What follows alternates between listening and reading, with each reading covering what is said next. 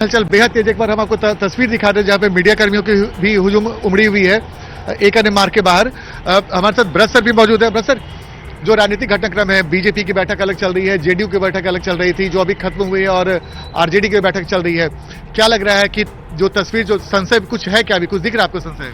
देखिए, बीजेपी और जेडीयू के बीच में संशय फिलहाल नहीं है।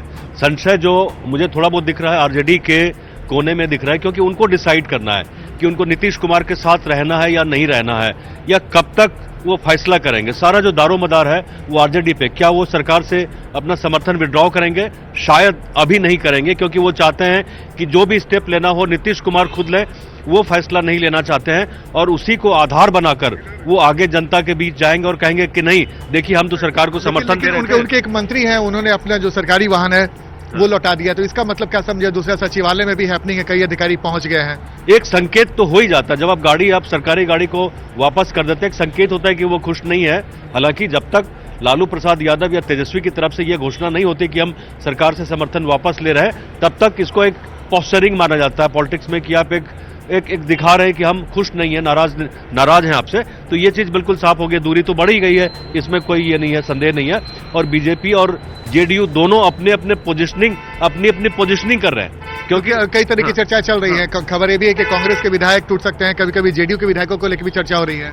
ये सब जो खबरें, ये छोटी छोटी खबरें अभी ये है कि बीजेपी में कौन कौन लोग इसमें डेप्यूटी सीएम बनना चाहते हैं। चर्चा इस बात की हो रही है। अच्छा, वहां तक बात पहुंच गई? हाँ, यहाँ तक कल रात में बहुत सारे जो लोग थे, बीजेपी के सीनियर्स थे यहाँ पटना में, वो लगातार यही डिस्कस कर रहे थे कि कौन सा मंत्रालय लेने वाले हैं, या कौन सा मंत्रालय मिलेगा, या एक सवा साल की सरकार रहेगी लोकसभा के बाद मुश्किल से, तो उसमें सरकार का हिस्सा बनना है या नहीं बनना है। तो ये सब चीजों को लेकर बीजेपी में चर्चा ज्यादा हो रही है। फॉर्मेलिटी पूरी हो चुकी है, क्योंकि यहां से कुछ नहीं होना है। जो कुछ तय होना था आनंद, वो दिल्ली में तय हो चुका है। वही बिल्कुल आपने सही कहा, जो कि अमित शाह और जेपी नड्डा के साथ मुलाकात। चिराग पासवान ने पहली बार जो तेजस्वी नीतीश कुमार को लेकर सवाल पूछे गए तो बड़ा उन्होंने सकारात्मक जवाब दिया है। बोला कि कुछ इंतजार कर दीजिए, अभी कुछ भी बोलना जल्दबाजी होगा। इसका मतलब कि चिराग पासवान को मना लिया गया है।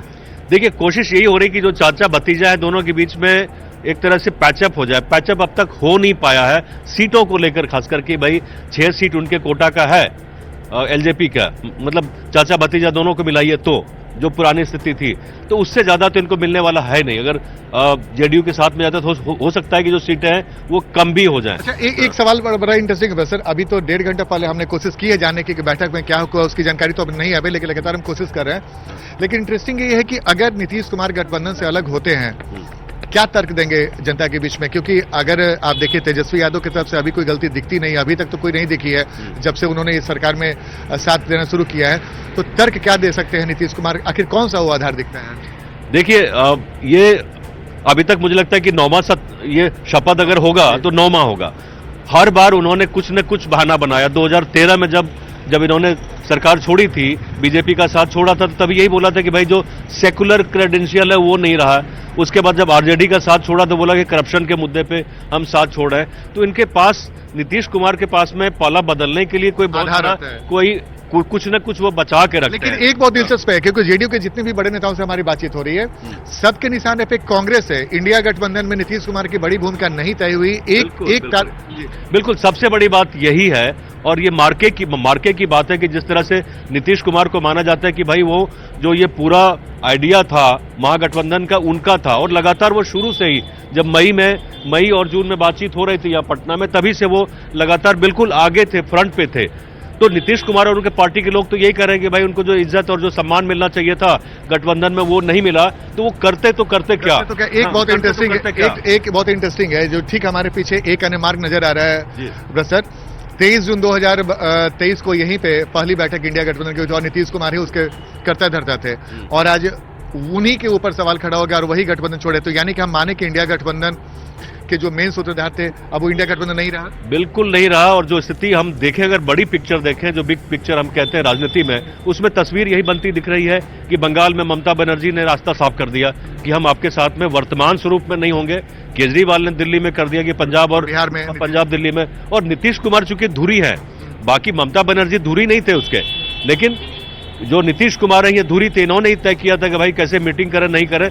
लेकिन आप नीतीश कुमार एक ऐसे व्यक्ति है, राजनीतिक हैसियत है बिहार में नहीं पूरे देश भर में, जिनका ये अभी जो आप मान सकते हैं कि राजनीतिक तौर पे बहुत ज्यादा इनका इम्पैक्ट नहीं है, लेकिन बहुत महत्वपूर्ण व्यक्ति थे।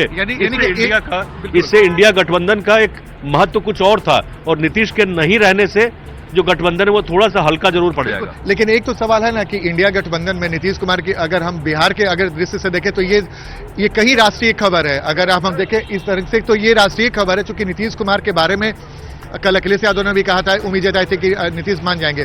यानी कि हम सिर्फ एक बिहार में सत्ता बदलने का खेल नहीं मान सकते हैं, राष्ट्रीय परिदृश्य पे देखें तो बहुत बड़ी बात हो जाएगी। नीतीश को नाराज करने के लिए इन्होंने बहुत कुछ किया, एक दो बहाने नीतीश के पास नहीं आनंद। ये सही वक्त नहीं है कि हम उन तमाम बहानों को गिनाएं। नीतीश जी खुद गिनाएंगे अभी, मतलब जब वो कल रास्ता अलग करेंगे तो बहाने एक नहीं है, बहाने इनके पास 10 हैं कि शुरू से नीतीश कुमार ने प्रयास किया और किस तरह से आपने उनको एक तरह से साइडलाइनिंग किया, बल्कि कोशिश नहीं की, साइडलाइन किया उनको। अलग अलग मीटिंग में जो महत्व वो चाहते थे वो महत्व उनको नहीं दिया गया, तो वो उनके पास और कोई विकल्प बचा भी नहीं था दरअसल। आनंद बिल्कुल जी, सुबह वाकई आनंद वो तस्वीरें हम आपके पीछे की देख पा रहे हैं 1 अप्रैल मार्च की।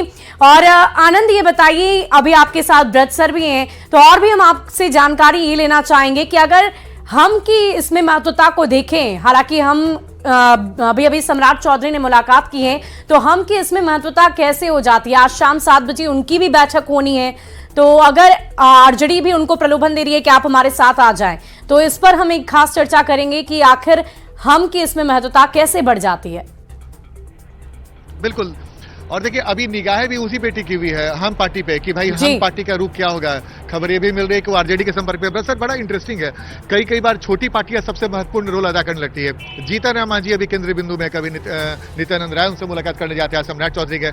इसका मतलब हम पार्टी अभी कितना मुख्य भूमिका में है और इसका रोल अभी क्या हो सकता है किसी की सरकार बनाने बिगाड़ने में? देखिए कल जीतन राम मांझी के साथ में बैठा हुआ था, उनसे बातचीत भी हमने किया, तो उन्होंने कहा साफ तौर पर ये सब जो खबरें आ रही है ये सिर्फ ध्यान भटकाने के लिए खबरें हैं। हम पूरी तरह से नरेंद्र भाई के साथ हैं। उन्होंने नरेंद्र मोदी के लिए जो शब्द इस्तेमाल किया, नरेंद्र भाई के लिए हम साथ खड़े हैं, और जो बिहार की 40 की 40 सीटें वो हम जीतेंगे, और कम से कम लोकसभा में हम 400 सीटें जीतने जा रहे हैं। लेकिन एक सवाल बहुत इंटरेस्टिंग है, आपको याद होगा कि एक बार उनसे मांझी जी से पूछा गया था कि क्या आप नीतीश कुमार को छोड़ के अलग होंगे, तो उन्होंने मां का कसम खाकर कहा था कि मैं मां की कसम खाकर नहीं हटूंगा।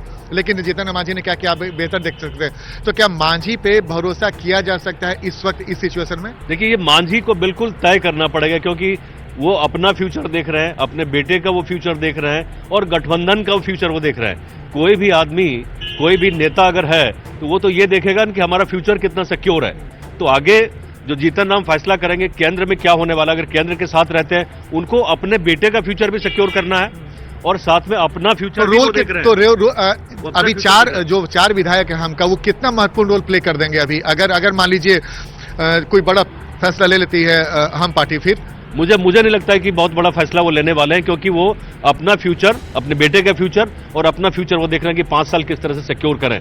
तो मुझे इस पर डाउट नहीं लग रहा। ये चर्चा ज्यादा वो चल रही है कि कहीं से दूसरे हलकों से खबर आती है कि भाई इनके संपर्क में, मुझे नहीं लगता है कि वो किसी के संपर्क में है। वो पूरी तरह से एनडीए के साथ खड़े हैं। एक निर्दलीय विधायक है सुमित, वो भी सरकार में मंत्री हैं और सरकार पे समर्थन कर रहे हैं। तो 4 और प्लस 1 अगर 5 विधायकों को मिला दें तो ये 5 विधायक इस वक्त बिहार की सियासत में बहुत महत्वपूर्ण हो जाते हैं निश्चित तौर पे। और सुबह भी लिखा था हमने कि भाई आरजेडी की तरफ से ये तमाम कोशिशें होंगी कि किसी तरह से इनको मेजॉरिटी प्रूव नहीं करने दिया जाए। इस चीज की चर्चा हुई।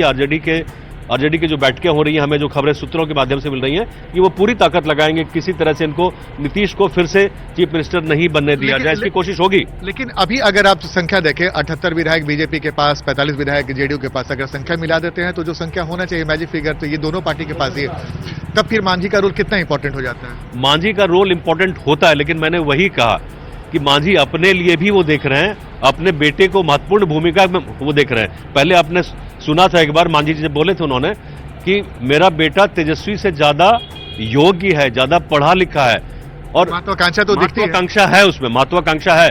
तो महत्वाकांक्षा भी दबी हुई है। लेकिन आप यही समझिए, जब वो कहते हैं कि वो तेजस्वी से ज्यादा योग्य हैं, तो मतलब उनकी नजर कहीं और भी है।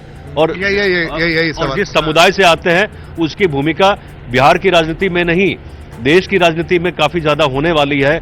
आने वाला दशक मुझे लगता है कि ओबीसी से आगे, अब जब कर्पूरी ठाकुर को भारत रत्न अवार्ड दिया गया तो उसके बाद से यही स्पष्ट हो रहा है कि राजनीति की दिशा बदलेगी देश में। बिहार में तो बदलेगी, तय है, लेकिन देश में भी जो दलित और महादलित और जो ईबीसी आप कहते हैं उनकी भूमिका बढ़ेगी। तो उसमें जो ऐसे जो लोग प्लेयर हैं जो अभी फ्रिंज पे खड़े हैं, हाशिए पे खड़े हैं, वो मुख्य धारा में भी शामिल होंगे। अच्छा, कांग्रेस जो बिहार में कांग्रेस के 19 विधायक हैं, भूपेश बघेल को यहाँ भेजा जा रहा है, वो भी काफी बड़े नेता हैं। विनोद तावड़े को भी यहाँ पे भेजा जाता है। तो कांग्रेस को लेकर जो हलचल है, इसमें क्या आपको लगता है कि कुछ घटना घट सकती है कांग्रेस में? कांग्रेस के लोगों से बात हुई सुबह, जब उनकी बैठक हो रही थी तो मेरी बात हुई लगभग 11-12 के आसपास में। तो वो लोग, हालांकि चर्चा ये हो रही कि वो लोग संपर्क में, जेडीयू के संपर्क में, लेकिन मुझे इसकी संभावना थोड़ी कम लग रही है क्योंकि कांग्रेस के लोग उनके साथ हैं। इसमें महत्वपूर्ण भूमिका जरूर होगी विनोद तावड़े की, क्योंकि विनोद तावड़े की जो भूमिका रही थी महाराष्ट्र में, जिसकी चर्चा हमने कल भी की थी, उन्हीं के पास बिहार का भी चार्ज है। तो विनोद तावड़े को भी, हाँ, विनोद तावड़े को हम किसी तरह से अंडर एस्टिमेट नहीं कर सकते। भूपेश बघेल भी काफी महत्वपूर्ण प्लेयर है।